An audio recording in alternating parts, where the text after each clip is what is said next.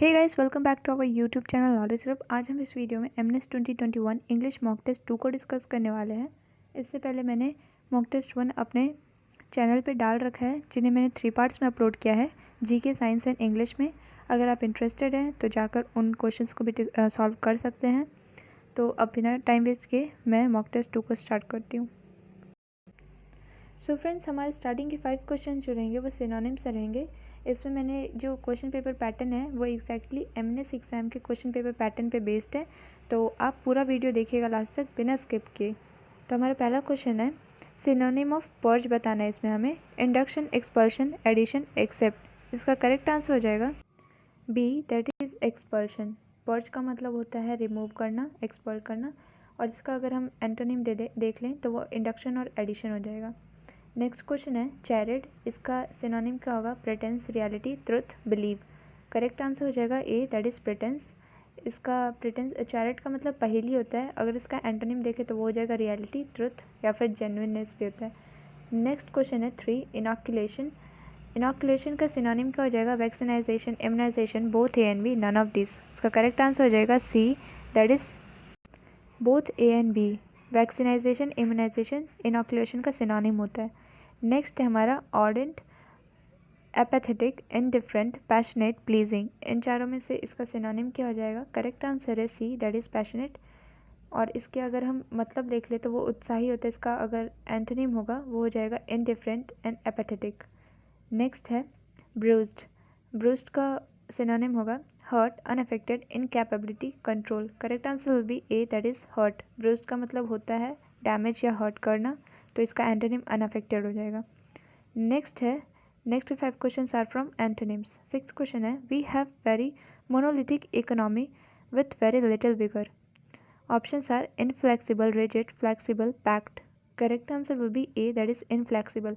Monolithic का मतलब होता है फ्लेक्सिबल या फिर इनफ्लेक्सिबल या फिर रिजिड होना। मैंने यहाँ पे गलत कर दिया। करेक्ट आंसर होगा इसका सी, फ्लेक्सिबल, क्योंकि मोनोलिथिक का मतलब ही होता है इनफ्लेक्सिबल और रिजिड होना, तो इसका एंटोनिम फ्लेक्सिबल हो जाएगा। एमएनएस में जो क्वेश्चन पैटर्न होता है एंटोनिम और सिनोनिम पूछने का होता है, वो इसी तरह से होता है, जो एक डेफिनेशन दे देंगे और इसके एक बीच का वर्ड पूछेंगे। अगर आप एमएनएस का एग्ज़ाम फर्स्ट टाइम दे रहे हैं तो आपको आइडिया हो जाएगा इस पर कि इस मॉक टेस्ट से कि एग्ज़ाम में किस पैटर्न का क्वेश्चन आता है। तो 7th क्वेश्चन हम देख लेते हैं, ट्रेवल्स। इसका एंटोनिम क्या होगा? Comfort, hard work, transmit, happy. Correct answer will be A, that is comfort. Travel का मतलब होता है हार्ड वर्क करना, तो इसका एंटोनिम जो हो जाएगा कंफर्ट हो जाएगा। नेक्स्ट क्वेश्चन है condone, pardon, censure, forgive, angry. तो इसका करेक्ट आंसर हो जाएगा 8 का B, that is censure. Condone का मतलब माफ़ करना होता है, तो इसके सिनोनिम्स फॉरगिव और पार्डन हो जाएंगे। नेक्स्ट क्वेश्चन है इनग्रेस। इनग्रेस का एंटोनिम क्या होगा? इसका ऑप्शंस है entry, exit, aggressive, way in. Correct answer will be that is exit. Ingress का मतलब हमें वर्ड से ही पता चल रहा है, इन, दैट इज़ एंट्री देना, तो ये दोनों इसके सिनोनिम्स हो जाएंगे, एंट्री और इन, वे इन। नेक्स्ट क्वेश्चन है I got boxed by slower cars. तो इसका ऑप्शन दिया हुआ है इम्पीड, वॉक, सपोर्ट, स्टॉप। तो इसका करेक्ट आंसर हो जाएगा C, that is support. Support इसका एंटोनिम हो जाएगा। बॉक्ड का मतलब होता है कहीं फंस जाना, रुकावट आना, तो इसके ऑप्शन सिनोनिम्स हो जाएंगे इम्पीड और स्टॉप। नेक्स्ट क्वेश्चन जो है, आगे के 5 क्वेश्चन जो है वो एरर डिटेक्शन है, एरर्स है। अब 11th क्वेश्चन है, he says that the vice chancellor as well as the registrar are coming. A, B, C हमें बताना है इन दोनों में से कौन सा एरर है। तो करेक्ट आंसर हो जाएगा इसका 11th का सी, दैट इज़ सी पार्ट में हमारा एरर है। किसमें? आर, यहाँ पे आर नहीं होगा, यहाँ पे इज़ लगेगा, तो वर्ड बनेगा he says that the vice chancellor as well as the registrar is coming. So our 12th question is he expected to have passed the examination. इसमें ए, बी, सी कौन से पार्ट में एरर है बताना है। Correct answer will be that is B, इस part में error है। यहाँ पे हैव नहीं लगेगा, हैव पास नहीं होगा, इसकी जगह पे टू पास होगा, टू पास। तो डेफिनेशन कुछ इस तरह से बन जाएगा, he expected to pass the examination. Next है I eagerly look forward to meet you in November this year. इसमें कौन से पार्ट में एरर होगा? A, B, C. Correct answer will be B, that is यहाँ पे क्या होगा? मीट ना होकर के मीटिंग लगेगा, तो करेक्ट जो वर्ड बनेगा वो होगा I eagerly look forward to meeting you in November this year. 14th question है my daughter-in-laws on tour to Europe for a week. इसका करेक्ट आंसर हो जाएगा ए पार्ट में एरर है, यहाँ पे डॉटर इन लॉज लिखा हुआ है जबकि यहाँ पे होगा daughters in law on tour to Europe for a week, तो यहाँ पे ये एस कट करके यहाँ पे लगेगा. नेक्स्ट है when I shall see him I will ask him to return the money he owes me. A B सी किस पार्ट में एरर है? करेक्ट आंसर हो जाएगा A, that is I when I shall see him, तो यहाँ पे shawl नहीं लगेगा, ये ओमिट हो जाएगा, ये पार्ट मीन्स यहाँ से कट करेंगे. तो जो लाइन होगा when I see him I will ask him to return the money he owes me. One word substitution 5 question इससे भी हैं, सभी पार्ट से 5 क्वेश्चन आते हैं. 16th क्वेश्चन है अ प्लेस फॉर डॉग, ऐसी जगह को क्या कहते हैं? Lapidist, canal, aviary, linguist. Correct answer will be B, that is canal. Lapidist का मतलब मैं बता देती हूँ, one who cuts precious stone. और यहाँ पे इसका करेक्ट आंसर बी होगा. फिर मैं थोड़ा फास्ट बोल रही हूँ, बट अगर आप वीडियो पॉज करके करेक्ट आंसर अपने पहला दे दीजिएगा, फिर मेरा आंसर देखिएगा क्या है, इससे आपको पता चलेगा कि आपके कितने क्वेश्चन सही हुए हैं. नेक्स्ट है हमारा 17th a lover of women kind, ऐसे लोगों को क्या कहते हैं? Philologist, optician, philogynist, polygamy. Correct answer will be C, that is philogynist. ये देख लेना आप, जहाँ पे वुमेन दिया होगा, अगर वुमेन का कहीं पे आ रहा है तो आप गाइनो वर्ड से मैच कर लीजिएगा. जहाँ पे गाइनो वर्ड होता है वहाँ पे वुमेन के लिए गाइनो वर्ड यूज़ किया जाता है, तो यहाँ पे सही आंसर फाइलोगाइनिस्ट हो जाएगा. अगर मैं फाइलोगाइनिस्ट का मतलब बताऊँ तो इसका मतलब हो जाता है one who studies long. Next है 18th क्वेश्चन है murder of king, homicide, regicide, fratricide, matricide. Correct answer will be regicide. Murder of king को बोलते हैं रेजिसाइड, फ्रेटिसाइड मतलब murder of brother, and matricide मतलब मर्डर ऑफ मदर. नेक्स्ट है that cannot be erased, indelible, mortuary, optician, none of this. Correct answer हो जाएगा indelible. 20th question है one who speaks many languages, polyglot, पीडेंट, heretic, none of this. Correct answer will be polyglot, जो बहुत सारी language बोल सकते हैं. हेरिटिक का मतलब हो जाएगा यहाँ पे one who act against religion. Next है आर्टिकल से 5 क्वेश्चन होंगे हमारे. 21 क्वेश्चन है you can do work if you have dash patience. Options are A and the no article. तो आर्टिकल ये तीनों होते हैं, इन तीनों में से हमें डालना है यहाँ पे क्या होगा. करेक्ट आंसर हो जाएगा इसका 21 का D, that is no article. यहाँ पे कोई भी आर्टिकल नहीं लगेगा. You can do work if you have patience. Correct यही होगा सही लाइन. 22 क्वेश्चन है the Taj Mahal is dash wonder of the world. यहाँ पे करेक्ट आर्टिकल क्या लगेगा? A and the no article क्या होगा? तो करेक्ट आंसर हो जाएगा A, that is A. The Taj Mahal is a wonder of the world. Next है किरण सॉरी मेरे आंसर निकल गया मुझसे. Kiran is dash best student in the class. तो आपको पता ही है बेस्ट के आगे हमेशा द लगता है, फिक्स सही है. Like honesty is the best policy, ये आ चुका है पहले एमएनएस में क्वेश्चन भी, तो द होगा इसका answer, that is C. Next है they usually spend their holidays dash mountains. A and the no article. Correct answer will be 24 का हो जाएगा C, the. They usually spend their holidays in the mountains. Next है I can't live on dash $500 a month. तो इसका correct answer हो जाएगा D, no article, that is I can't live on $500 a month. आगे के 5 question preposition से हैं. 26 question है she was a devoted wife and looked dash her husband. Correct preposition क्या लगेगा? At, upon, after, for. तो इसका करेक्ट आंसर हो जाएगा C, that is after. She was a devoted wife and looked after her husband. Next है a study mind triumphs dash difficulties with at in over. इसका correct answer हो जाएगा 27 का D, that is over. D, that is over. Triumph का मतलब पता ही होगा, जीतना या फिर खुशी से पागल हो जाना. नेक्स्ट है the principal called dash the names of the winners at, on, for, out. Correct answer हो जाएगा 28 का D, that is out. The principal called out the names of the winners. Next is exercise is beneficial dash health. Correct answer will be 29 का 29 का हो जाएगा D, that is 2। Exercise is beneficial to health, यहाँ पे for नहीं लगा लेना क्योंकि कई बार ऐसे लिख देते हैं लोग exercise is beneficial for health, गलत है, 2 हो जाएगा यहाँ पे। नेक्स्ट है he was advise to abstain dash all alcoholic drinks to at from for. Correct answer will be C, that is from. He was advise to abstain from all alcoholic drinks.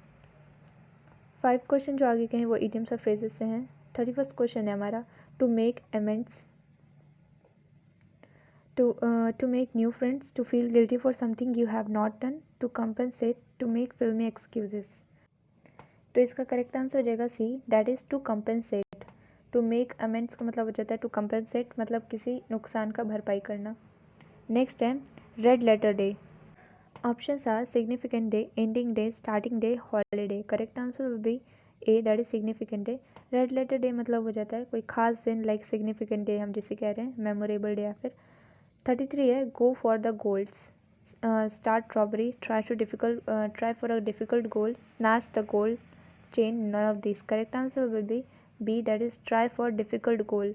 Go for goals का मतलब हो जाएगा try for difficult goal. Next है he bent over backwards to please his wife. Options are cry a lot, try very hard, angry her, none of this. Correct answer हो जाएगा B, that is try very hard. अगर आप idiom और phrases में देखें तो exam में, MNS के एग्ज़ाम में भी इसी फॉर्म में पूछे जाते हैं, सेंटेंस के फॉर्म में, जिसमें बीच में दे दिया रहेगा। तो हमारा 35 क्वेश्चन है, they serve sticks that just melt in your mouth. Options are very soft and good to eat, very tasty, very hard, very cold. Correct answer will be A, that is very soft and good to eat. Next है बाकी के 5 question जो हैं वो correct spelling से बताना है कि इनमें से कौन सा करेक्ट वन है। ऑप्शंस आर, तो इसमें देख के हमें समझना होगा क्या है। तो हमें यहाँ सरमाइज़ का करेक्ट स्पेलिंग बताना है। इसका करेक्ट ऑप्शन हो जाएगा बी, दैट इज़ SURMISE। सरमाइज़ का मतलब होता है अनुमान लगाना, गेस करना किसी चीज़ के लिए। ये एक सिनोनिम भी बन सकता है। नेक्स्ट है कैमोफ्लेज। कैमोफ्लेज का करेक्ट स्पेलिंग क्या होगा यहाँ पे, तो कंफ्यूज करने वाले रहेंगे काफ़ी, जैसे कि ये दोनों, लेकिन हमें नहीं होना है। इसका करेक्ट आंसर हो जाएगा C, that is CAMOUFLAGE। Next है अकरेंस। तो अकरेंस की करेक्ट स्पेलिंग क्या होगी, लास्ट में ENC रखना है, ये याद रखना होगा। तो ENC तो मिल गया, ये ए है यहाँ पे दोनों में, ये तो कैंसिल हो गया। ये भी पता है डबल सी लगता है और डबल आर, तो ए ऑप्शन हो जाएगा। 39 है वियर्ड। वियर्ड की क्या करेक्ट स्पेलिंग होगी, तो वियर्ड में हमेशा वी पहले याद रखना, वी फिर अर्ड। तो अगर हम ऐसे ईजी हो जाएगा तो सी, दैट इज़ ये वाला पार्ट होगा।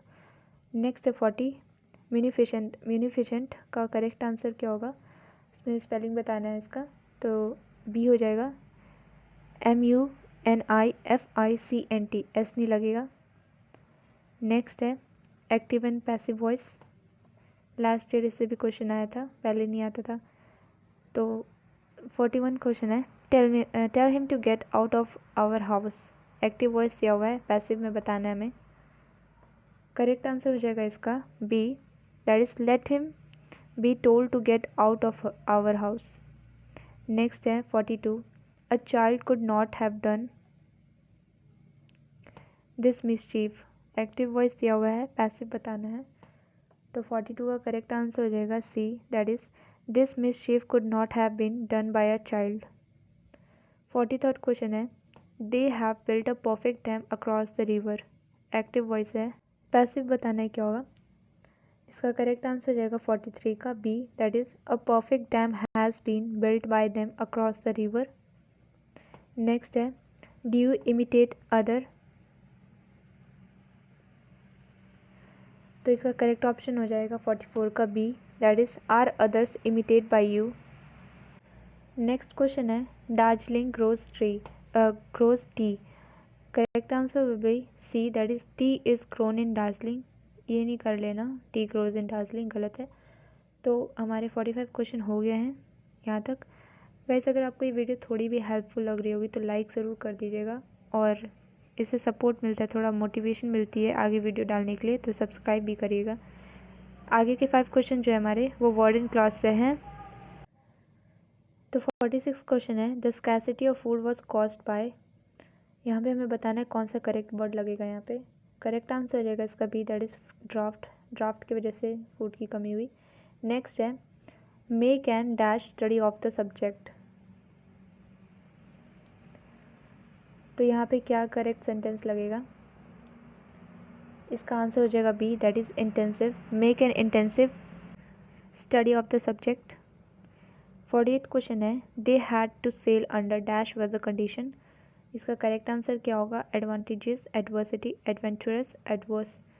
Correct answer will be D, that is adverse. They had to sail under adverse weather condition. 49th question is, the victorious team was welcomed with dash. Options are acclaim, acceptance, acknowledgement. Correct answer हो जाएगा B, that is acclaim. एस इसमें spelling भी check करना है। तो यहाँ पे एक्लेम का मतलब हो जाता है तालियां बजाकर स्वागत करना। नेक्स्ट है, Anu is dash about passing the examination. Optimistic, obvious, oblivious, ostentatious, ostentatious. Correct answer will be A, that is optimistic, that is आशावादी। Anu is optimistic about passing the examination. So friends, हमारे मॉक टेस्ट 2 के English के सभी 50 question हो गए हैं। अगर आपको ये अच्छे लगते तो आप इसे लाइक ज़रूर कीजिएगा और चैनल को सब्सक्राइब कर दीजिएगा, जिससे आपको आगे की और वीडियोस देखने में कोई प्रॉब्लम ना हो। बेल आइकन को प्रेस कर लीजिएगा। और मैं जीके और साइंस के जल्दी ही दोनों पार्ट्स डाल दूँगी। और इसके अलावा मैंने एनसीईआरटी बेस्ड क्वेश्चन जो है बना रखे हैं 11th-12th के कुछ कुछ चैप्टर्स के, आप देख सकते हैं उन्हें भी। और जीके के भी मैंने क्वेश्चन डाल रखे हैं, ज्योग्राफी, हिस्ट्री, पार्ट वाइज। तो thank you guys for watching my video.